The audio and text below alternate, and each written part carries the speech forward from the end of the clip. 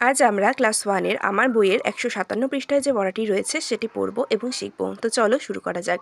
আজ দেখো ১৫৭ পৃষ্ঠায় যে পড়াটি আছে সেটির মধ্যে দিয়ে কিন্তু আমরা গরমকাল সম্পর্কে একটা ধারণা করতে পারবো যে এখন কিন্তু গরমকাল অলরেডি পড়েই গিয়েছে, প্রচুর গরম পড়ছে। তো আমরা আমাদের চারপাশে কী কী দেখতে পাই, তো সেরকমই কিছু পড়বো, সেটা নিয়েই আলোচনা করব। আর তার সঙ্গে আমরা আজ আলোচনা করব স্বরচিহ্নহীন, মানে যেগুলোতে স্বরচিহ্ন নেই এরকম কিছু শব্দ, আর স্বরচিহ্ন যুক্ত যেগুলোতে স্বরচিহ্ন রয়েছে, যেমন আকার, রসিকার, দীর্ঘিকার, রস্যুকার, দীর্ঘকার, ঋকার, একার, ঐকার, এগুলো বিভিন্ন স্বরচিহ্ন যুক্তগুলো যুক্ত শব্দ এবং স্বরচিহ্নহীন শব্দ, মানে স্বরচিহ্ন আছে এরকম কিছু শব্দ শিখবো, আবার স্বরচিহ্ন নেই এরকম কিছু শব্দ শিখবো। তো চলো শুরু করছি। প্রথমেই দেখো কি বলেছে, ঝড় এলো পথ কই, এই পথ নয় ওই পথ ধর, চল সব। ঠিক আছে। তো গরমকালের কিন্তু একটা প্রধান বৈশিষ্ট্যই হলো কিন্তু ঝড় চলে আসে, কালবৈশাখীর ঝড়, তাই না? বিকেলবেলায় প্রায় দিনই ঝড় চলে আসে, প্রচণ্ড ঝড় চলে আসে, তখন আমরা সবাই পালিয়ে যাই, তাই তো? যারা বাইরে থাকে সবাই বাড়ির ভিতরে ঢোকার চেষ্টা করতে থাকে, তাই তো? তো এটাই বলেছে এখানে। তো দেখো এখানে কিন্তু প্রত্যেকটা শব্দই কিন্তু স্বরচিহ্নহীন, মানে কোনো আকার, রসিকার, দীর্ঘিকার কিছুই নেই প্রত্যেকটা শব্দতে। দেখো ঝড় এলো, পথ কই, এই পথ নয় ওই পথ ধর, চল সব, তাই না? কোনো আকার, রসিকার, দীর্ঘিকার কিচ্ছু নেই, মানে কোনো স্বরচিহ্ন নেই। এরপর দেখো কি বলেছে, গরমকাল জল আন, আম পাড়, রহিম আর কানাই আয়, হইচই করিস না। ঠিক আছে, গরমকালে কিন্তু আমাদেরকে প্রচুর পরিমাণে জল খেতে হবে, জল পান করতে হবে। তোমরাও কিন্তু অবশ্যই প্রচুর পরিমাণে জল পান করবে এই সময়টায়, ঠিক আছে? নইলে তোমরা কিন্তু অসুস্থ হয়ে পড়বে। আর গরমকালে কি ফল পাওয়া যায়? আম। আমাদের অনেকেরই বাড়িতে আম গাছ আছে, তাই তো?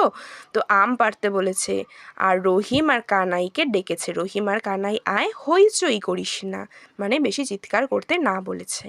তো দেখো এখানে বেশ কিছু শব্দ আছে যেগুলোর স্বরচিহ্ন আছে, যেরকম গরম, এটাতে স্বরচিহ্ন নেই, কিন্তু কাল, কয় আকার ল, কাল, কয়ের আকার আছে, আকার একটি স্বরচিহ্ন, তাই তো? জল আন, আম পাড়, পাড়ে দেখো আবার আকার রয়েছে, মানে স্বরচিহ্ন রয়েছে। রহিমে স্বরচিহ্ন, রস্যিকার রয়েছে। কানাইয়ে আকার রয়েছে। এভাবেই করিসে রস্যিকার রয়েছে, আবার নাতে দন্তন্বয় আকার রয়েছে।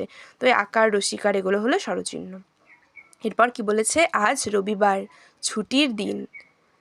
আমাদেরই তো রবিবার ছুটি থাকে, তাই না? তোমরা তো রবিবার কেউ স্কুলে যাও না, রবিবার তো ছুটিই থাকে।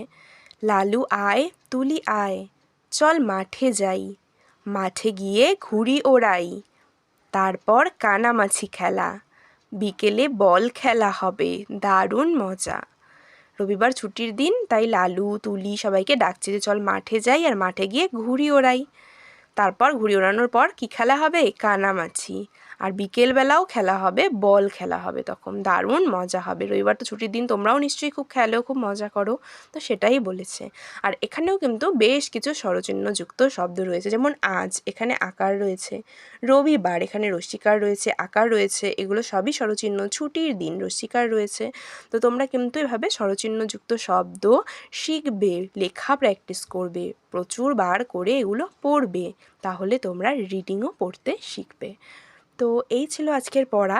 আশা করি তোমরা পড়াটি বুঝতে পেরেছো। যদি বুঝতে পেরে থাকো তাহলে অবশ্যই ভিডিওটিতে একটা লাইক করে দেবে, এবং এরকমই অন্যান্য ভিডিওগুলি পাওয়ার জন্য অবশ্যই আমার চ্যানেলটিকে সাবস্ক্রাইব করে দেবে।